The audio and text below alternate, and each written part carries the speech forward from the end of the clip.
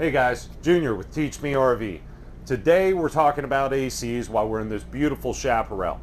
Now, specifically what we're going to be talking about is AC was working perfectly fine, all of a sudden it shut off and I have no power. Why is that? Let's jump into some of the common causes that would cause your AC to shut off, the power being interrupted to it, and where to go to fix those problems. So let's go ahead and get started with probably one of the most common things that I see and one of the most common ones I get phone calls on. So let's talk about some of the things that will blow an AC's breaker. The only thing that will blow it is over amperage. Okay, the breakers go over amps, they're going to blow. Okay, so what are some things that you are going to be accidentally doing that's going to increase the chance of this happening? If it heats, coffee pots, curling irons, hair dryers, space heaters. Why are you running a space heater and an AC at the same time? Not sure, but anyway, anything that heats up can trip the breaker if they're running at the same time that AC is. So that's one of the things to keep in mind. Try to keep the amount of electric heating elements down for that. Like in our camper, one of the things we use on a regular basis is a stovetop percolator, okay? All I'm using is my gas supply to heat it. I'm not drawing any extra power. I still have coffee in the morning, and it's Black Rifle coffee. And there it is. And they still haven't sponsored us. Anyway, but that being said, so keep that in mind. Let's address the most common one, which is the microwave. Common problems. This is a microwave. This is not an air conditioner, but it can be one of the biggest problems we see. So what we're going to do, go ahead and start it off. Time cook. 5 minutes and run. Okay, now with me doing this on camera, it's probably not going to do it, but one of the things we'll see is people will run their microwave with their AC running, they won't have enough power, and boom, it trips the breaker, shuts everything down, so we have to start fresh again. So what do we do to start fresh? Well, we got to get to the converter panel. So if you were running your microwave and your AC at the same time, there's a possibility that the amps get too much and it can't run. Does it happen every time? No, it won't happen every time, but you're not tuning in this video for every time, you're tuning in for when this happens. So first thing we're going to do is we're going to start looking for the converter. Now, I'm going to show you a couple of different spots where the converters can be on different floor plans. They're going to be different locations and different units. I'll also start showing you what different converters could possibly look like. I've got two right beside each other. Just know where your breaker box is, your converter box, and you'll get that going. So for this converter, they've actually hid it inside a cabinet. So that's where this one's at. So on the Sierra, right here by the entrance steps, that's where we got the 110 breakers at. And if I can get it to close, there it goes. There is our 12 volt ones right here. So that's a possible location for all your stuff. Let's take a look at another one, folks. This is where another converter could be. This is on the floor in a bunk room between two slide rooms. So this is another possible location. And what another one could look like. Why is there a red light on? Watch the rest of the video, you'll find out. So back to this converter. Customers will often look in here and go, hey, all my breakers are perfectly fine. Locate the AC that's not working. In this case, we don't have our main AC working. This breaker here, just a light touch, it went the rest of the way off. It was tripped. So we're going to shut it off, give it a second, and back on. And now our AC's back up and running normally. So that was the simple fix for that. What happens if you wake up in the middle of the night and the AC isn't working all of a sudden? It's 85 degrees inside. Well, first thing you do, get your happy butt out of bed, and we're going to go start checking things. First thing I'm going to check is whether it's time to actually get up, because then I got to get coffee started. Eric, I want you to know that I dedicated myself to this. I took a solid hour nap in here just to make sure that it was believable that I was really asleep.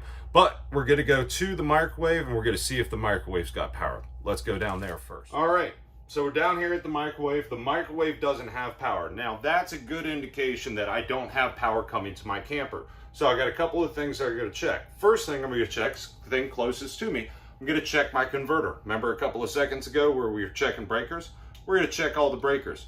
Check all of them. Make sure they're all, when you push up on them, they're fully up. Come down here to my converter, check that. Oh, mains tripped. So, get that guy back on. Now I can go around, turn the ACs back on, everything should be rock and rolling. But, what if that wasn't the problem? All right, so we checked inside, checked the converter inside, there was no problem there. So the next thing we're gonna do is we're gonna come out to the power box where we plug our power cord in to the camper to a surge protector, folks. Make sure we're plugging it into that. And oh, look at that, there's no green lights, which means I got no power going to there. Pretty good indicator that I'm gonna have an issue there. Yep, breaker's off. Flip that back on. Now, the ACs, when we're troubleshooting this, be sure to shut them down, okay? Because if you're flipping breakers back on and you're throwing all kinds of power to them real fast, you may end up tripping the breaker again. So make sure you shut them off at the thermostat before moving to the next step of actually looking for the power source problem.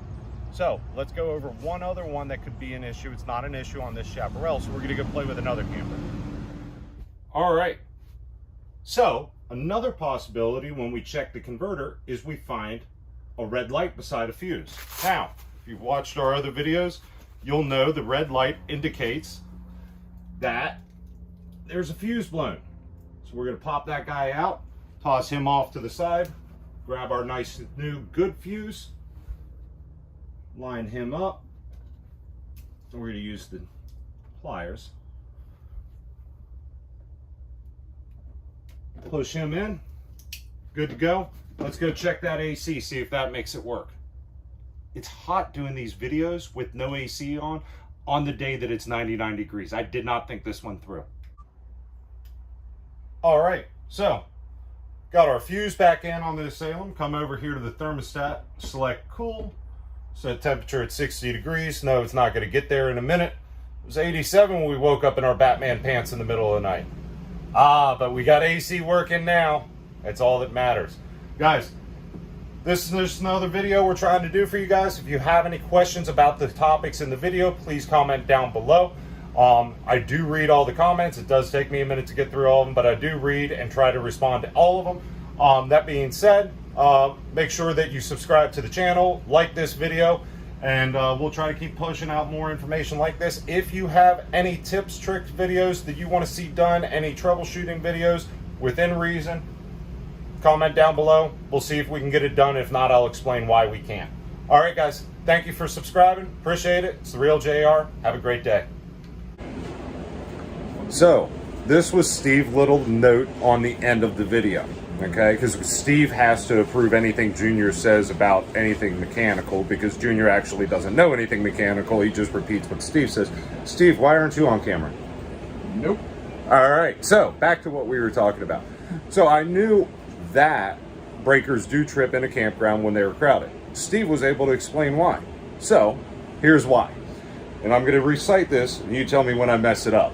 All right, so if in a crowded campground, okay, at the beginning of the power leg, it's at 120, all the way at the end. If it's really crowded, really hot, and everybody's using up a lot of power, you might be down to 100 volts, okay? Now, when voltage goes down, amperage goes up. And what trips breakers, Steve? Amperage. All right, so that could be the cause of it. Now, the solution is still getting your breaker back on and going over to your neighbors and turning theirs off. Will that solve the problem? If you go through like the next 3 campsites and shut them down, that should solve the problem, right, Steve? Conserve any power you can. Conserve any power you can. So get as much stuff. Cell phone chargers that are plugged into 110 outlets, get them unplugged. Coffee pots, even if it's sitting there idle and people go, but my coffee pot isn't running right now. Yeah, it kind of is. So get as much stuff off as possible, and that will give you the best chance of preventing it tripping again that night, or even in the middle of the day when everybody's spiking use. All right, Steve, thank you as always. Yep. Guys, comment down below if you have more questions. We'll get them answered for you.